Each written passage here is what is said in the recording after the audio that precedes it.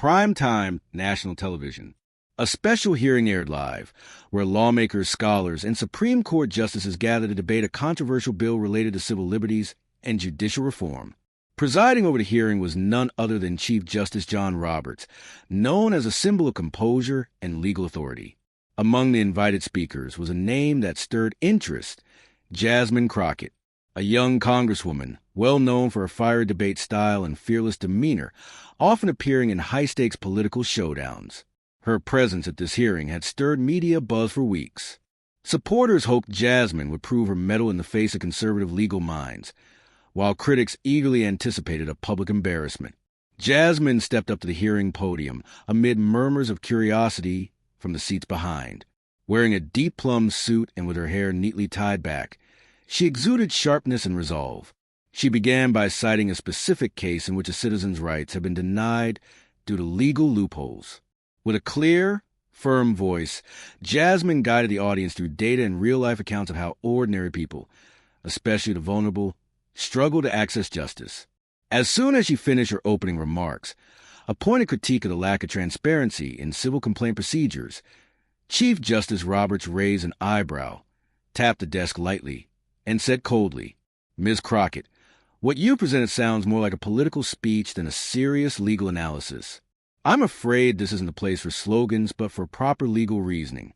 With all due respect, I wonder whether you are truly qualified to sit here alongside those who've dedicated their entire lives to the law." The room froze. A few audience members raised their eyebrows. The camera zoomed in on Jasmine. Her eyes blinked briefly, lips pressed slightly together. But instead of embarrassment or anger, she smiled. A subtle smile that told everyone she would not be silenced. Jasmine stood, adjusted the microphone. Her voice rang out clearly, slow yet firm as steel. "Chief Justice Roberts, I appreciate that you've set the tone for today's hearing. Let me be clear. I'm not here to lecture a Supreme Court justice on law, but I am here to remind everyone that the law was not created to defend the arrogance of lawmakers. It was created to defend the people, even from those who wear black robes and sit behind high benches." She paused, gaze fixed on Roberts. "I wasn't raised by Harvard professors, but by the injustices the system allowed to fester. And what qualifies me to be here today is the voice of millions of voters who sent me to Congress, not someone's opinion of what counts as qualified." Tension gripped the room like a stretched wire. Some committee members lowered their heads in silence. Others gave subtle nods. One elderly senator whispered, "She just delivered a perfectly executed political strike, and rightly so." Jasmine continued, her voice now gentler but no less sharp. "We may differ in background and education, but I believe justice doesn't favor voices from Ivy League halls over those from poor neighborhoods. I'm here not because I'm perfect, but because I represent people who never had the chance to be here. And if echoing their voices isn't considered legal enough, then maybe that very definition needs revisiting." The hearing chamber erupted into applause. Some lawmakers exchanged glances. A few rose before being asked to sit.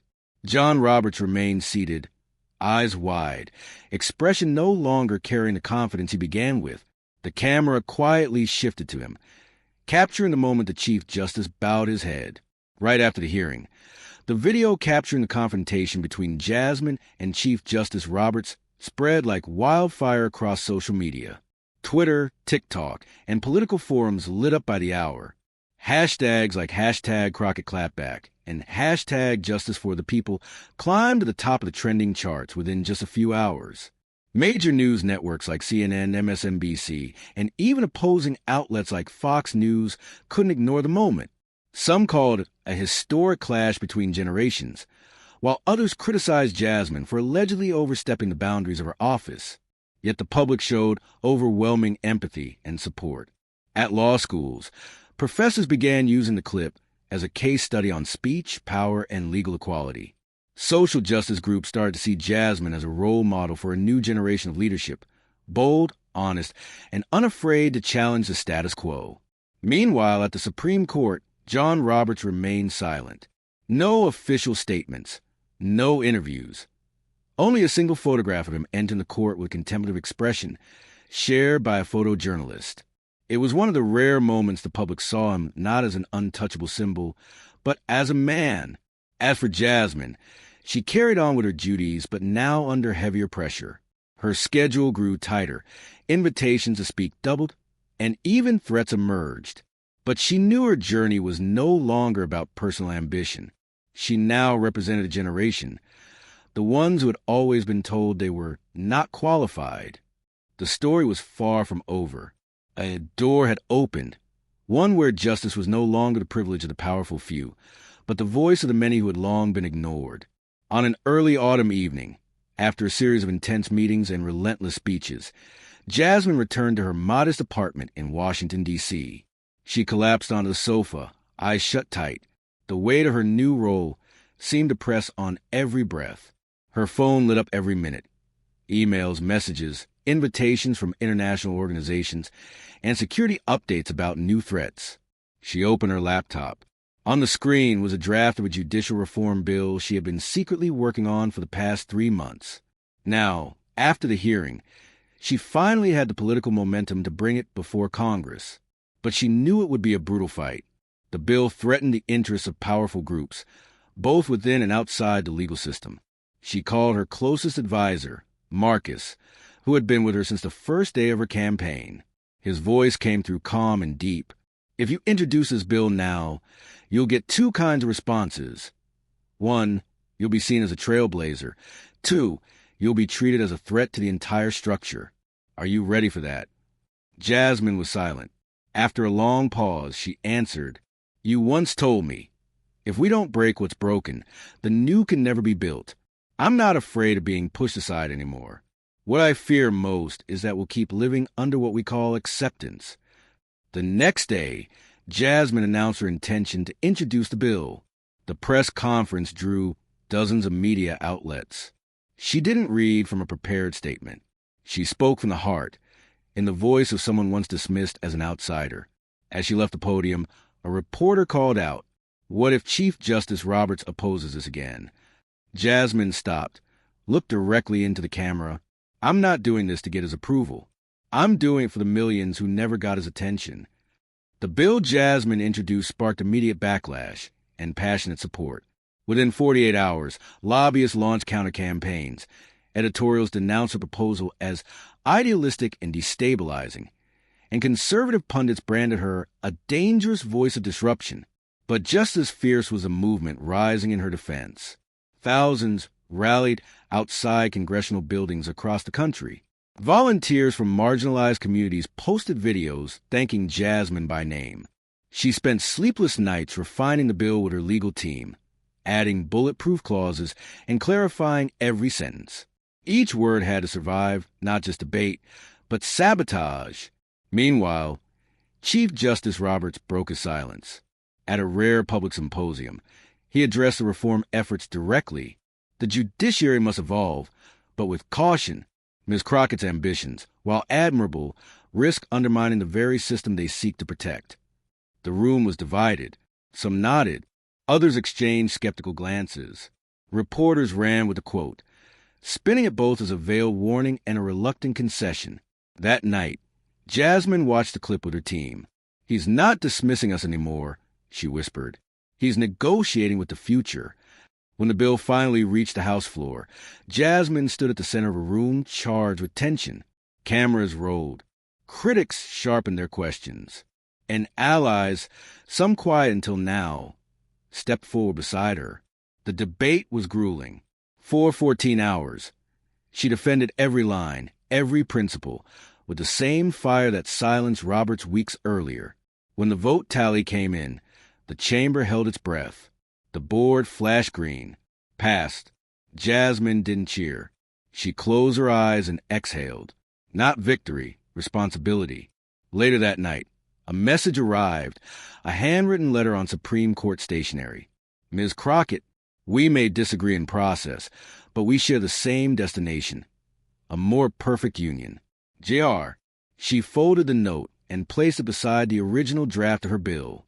Tomorrow would be harder. But tonight, justice had taken one quiet step forward. The morning after returning from her hometown, Jasmine awoke with a different feeling, Not exhaustion, but an eerie calm. So quiet it unsettled her. Outside the window, D.C. skies were gray, but still. She turned on her phone. No urgent calls, no critical alerts. Just quiet congratulations from people across the country. A single mother in Atlanta, a law student in Detroit, a veteran in Texas. At the office, her staff greeted her with a quiet, respectful applause. But the atmosphere quickly returned to focus. Jasmine knew the battle for the vote was only the beginning. Implementation, oversight, and maintaining the spirit of reform.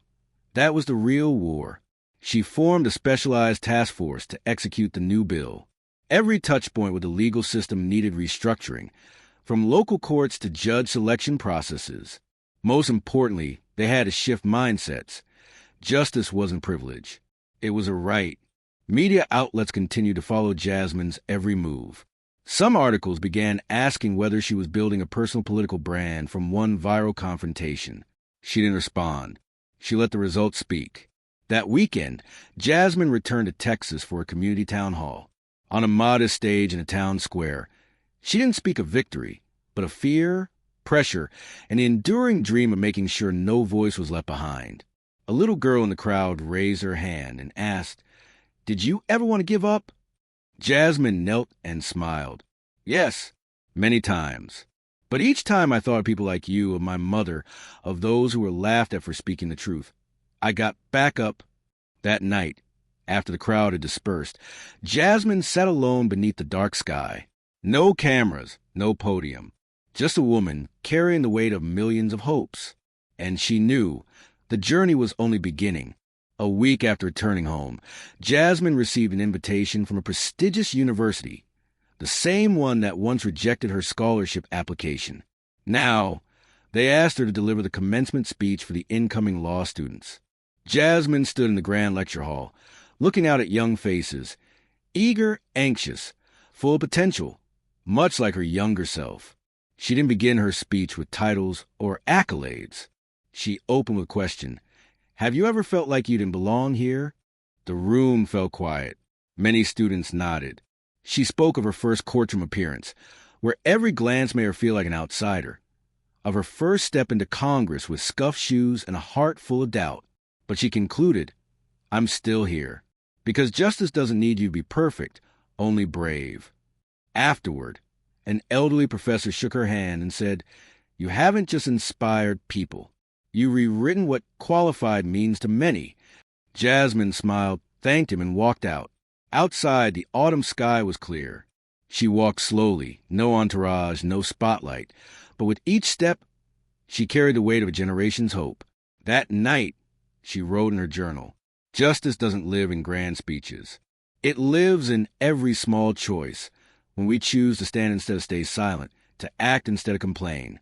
If I'm not here tomorrow, I want to leave behind this, the belief that every person deserves to be heard." And in the final line, she softly wrote, "This journey, it belongs to all of us,